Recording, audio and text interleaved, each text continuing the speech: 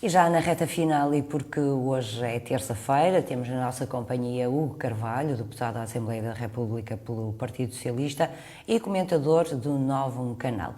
Vamos analisar hoje, à semelhança do que fizemos também ontem com António Cunha, a vitória de Rui Rio nas diretas do PSD, mas também o plano integrado de combate ao insucesso escolar do Tâmega e Sousa.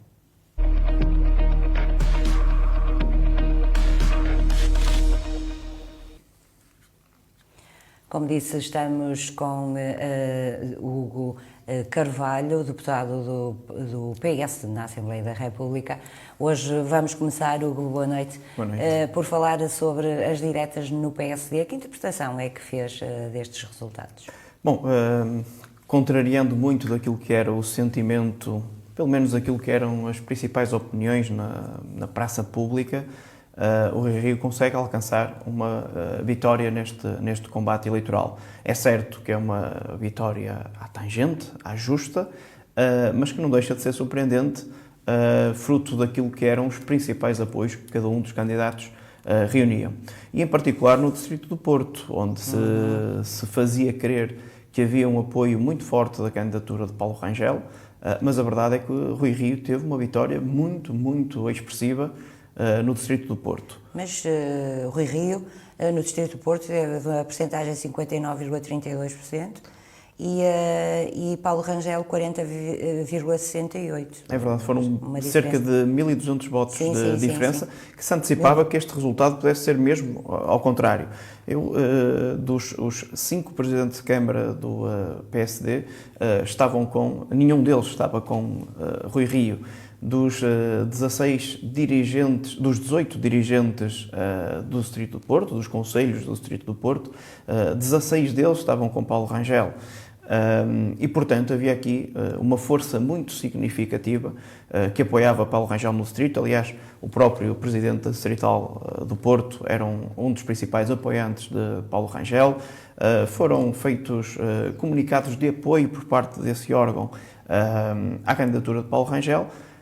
E a verdade é que, de forma algo surpreendente neste distrito, houve uma vitória muito, muito expressiva de Rui Rio, que, aliás, venceu em 16 dos 18 concelhos, apenas não venceu em Gondomar, e julgo que em Gondomar e na Póvoa de Varzim.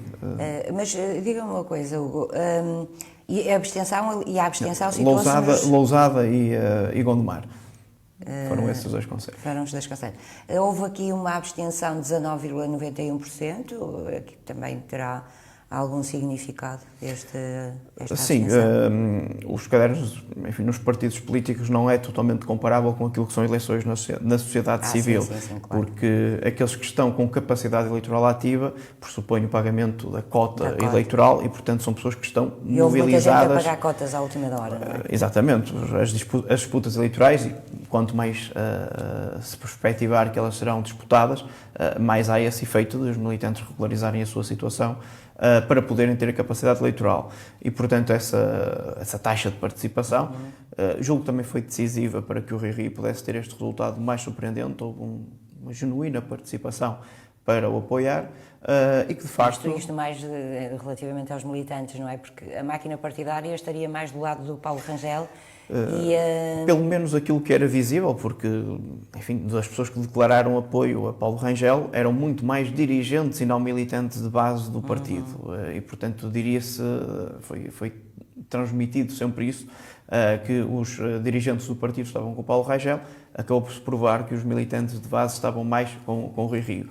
Eu julgo que não foi descabido neste resultado as sucessivas sondagens que foram sendo feitas em que atribuíam a Rui Rio melhores resultados eleitorais ao PSD do que os resultados... Rui Rio, que de resto nem acredita em sondagens, não é? Portanto, enfim, certamente que acreditaria mais se elas fossem favoráveis, como elas não sendo favoráveis, eventualmente pode acreditar menos. Mas a verdade é que Rui Rio teve uma vitória que lhe permite agora ser candidato a primeiro-ministro, com uma tarefa muito grande pela frente de união do próprio partido.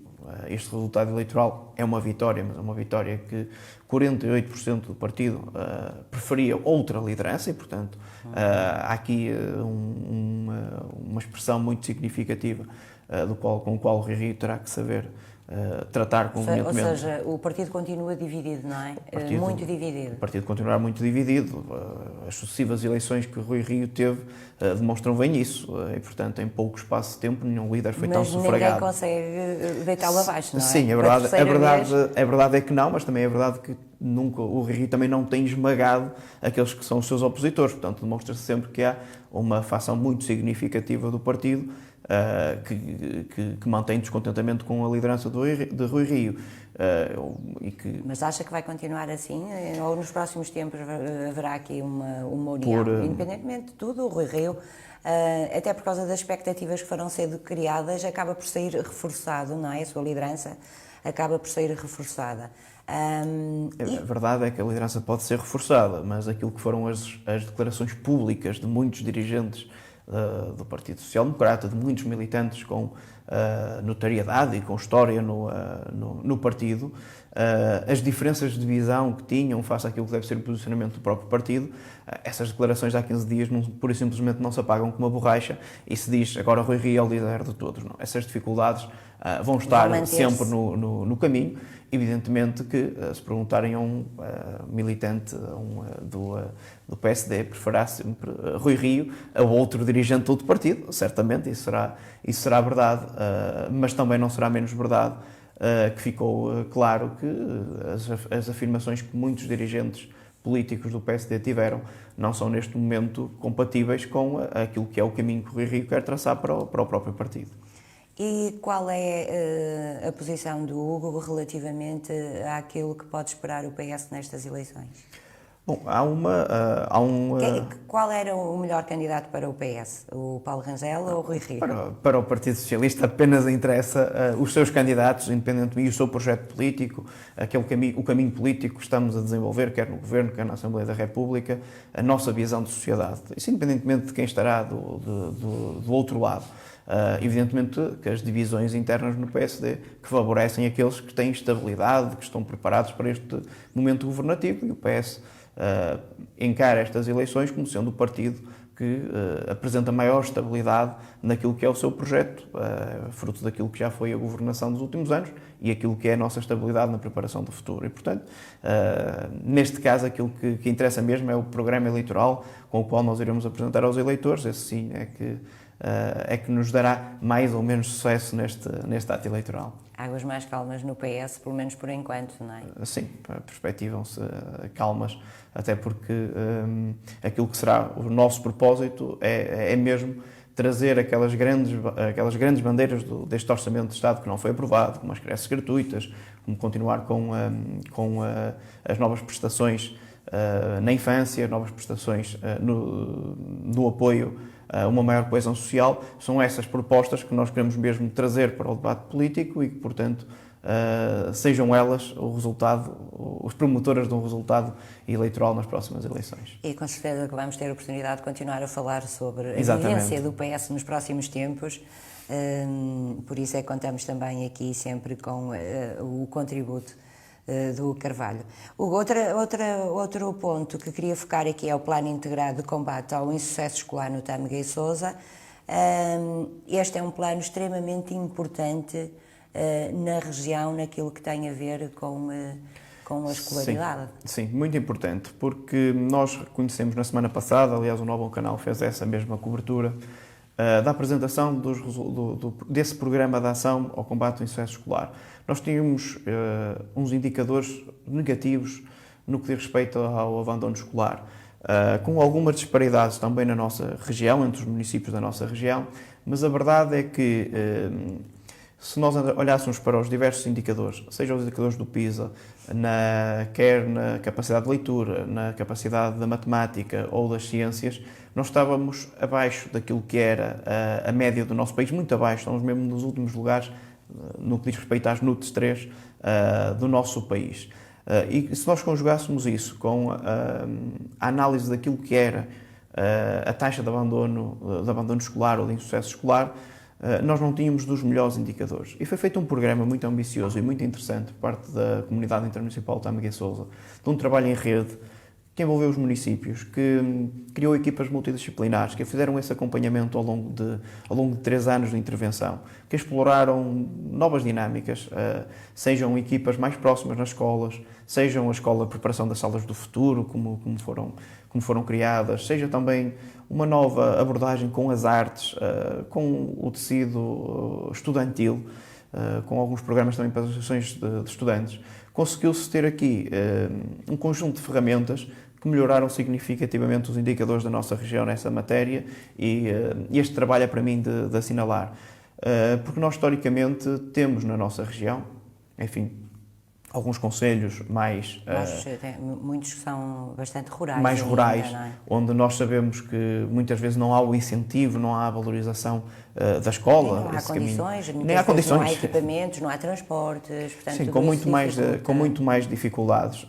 Mas também tínhamos depois realidades de outros concelhos, como é o caso de Felgueiras, como é o caso de Lousada, embora Lousada mais cedo tenha abordado este tema do que a região e conseguiu baixar muito os indicadores do insucesso escolar, mas em particular os concelhos muito mais industrializados, Lousada, Felgueiras e Passos Ferreira, tinham um lastro de maior taxa de incidência do abandono escolar precoce, fruto de haver um tecido empresarial forte, que precisava de mão de obra, muitas vezes menos qualificada. E que os jovens ainda muito novos abandonavam a escola para irem trabalhar. Para irem trabalhar. E, portanto, este programa para a nossa região parece-me que foi bastante robusto, foi bem estruturado, apresentou bons resultados e demonstra que se nós trabalharmos em rede, se nós planearmos, se nós programarmos, nós também estamos a construir uma região mais forte. Uma região que, neste caso, são 11 municípios, 11 municípios, Portanto, é um território bastante vasto. E se nós apostarmos convenientemente na educação, havia alguns dados nesse mesmo estudo, alguns dados iniciais, que tinham muitas disparidades.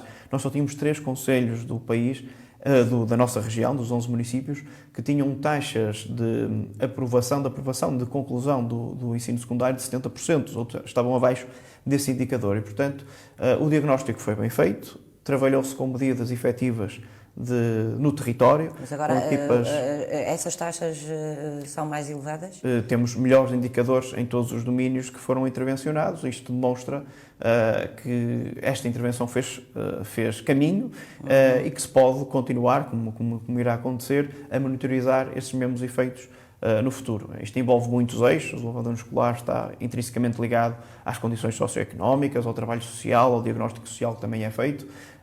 E aqui um bom trabalho em rede, de se conjugar aquilo que é a oferta formativa, de perceber onde é que nós podíamos incidir.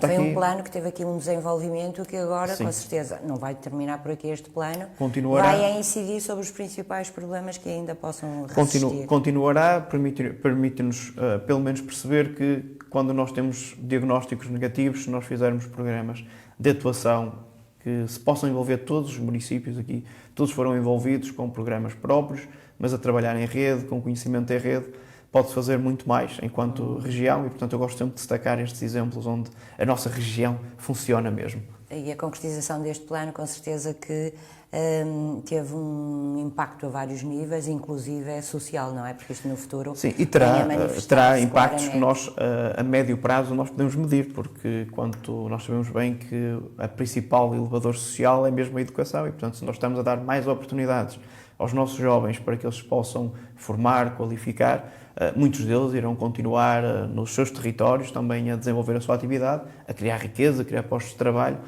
e a desenvolver aquilo que é o nosso espaço territorial. E os resultados ver-se-ão no futuro. Exatamente, mas é com programas destes que nós temos que preparar o nosso futuro coletivo.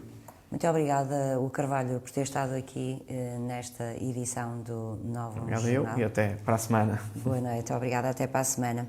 É assim que terminamos com as diretas no PSD que deram a vitória a Rui Rio. Fizemos aqui uma análise dos resultados do distrito e falamos também do Plano Integrado de Combate ao Insucesso Escolar do Tâmega e Sousa. Estes foram os temas que o Carvalho nos trouxe hoje e que aqui analisamos.